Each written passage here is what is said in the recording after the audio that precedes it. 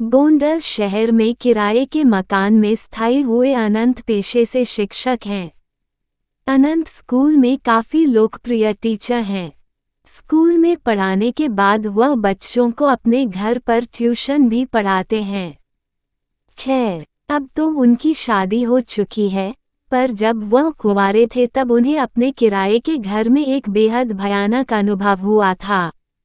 एक शाम जब वह अपनी आराम कुर्सी पर बैठकर सुस्ता रहे थे, तभी अचानक उनकी अलमारी का दरवाज़ा अपने आप धड़ाम से खुल गया।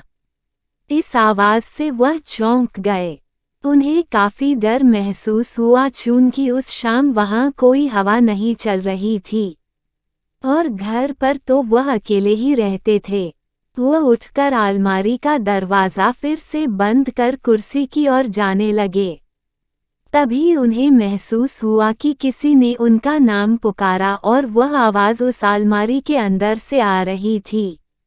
इस भयानक घटना से अनंत बुरी तरह डर गए।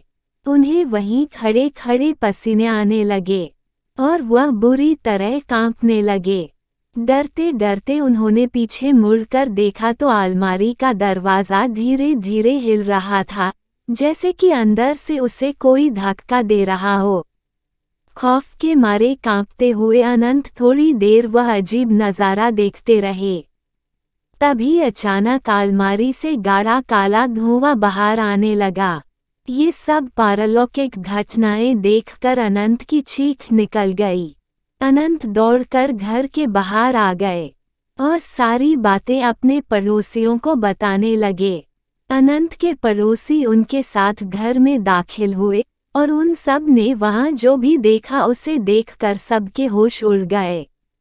कमरे की छत पूरी तरह से काली पड़ चुकी थी। अलमारी के दोनों दरवाजे उखड़े हुए थे और सारा सामान नीचे जमीन पर बिखरा हुआ था। लोग कुछ समझ पाते इससे पहले ही वहां रखी अलमारी धड़ाम से जमीन पर आ गिरी। अनंत के साथ साथ अब सभी लोग इस भूत अनुभव से घबरा गए और बाहर की तरफ भागे। कुछ लोगों को भागते भागते एक चीख सुनाई दी, चले जाओ सब, पर किसी ने पीछे मुड़कर देखने की हिम्मत नहीं की। इस खौफनाक अनुभव के कारण अनंत बुरी तरह बीमार पड़ गए और कुछ दिन के लिए अपने गांव पर अपने माता पिता के पास लौट गए।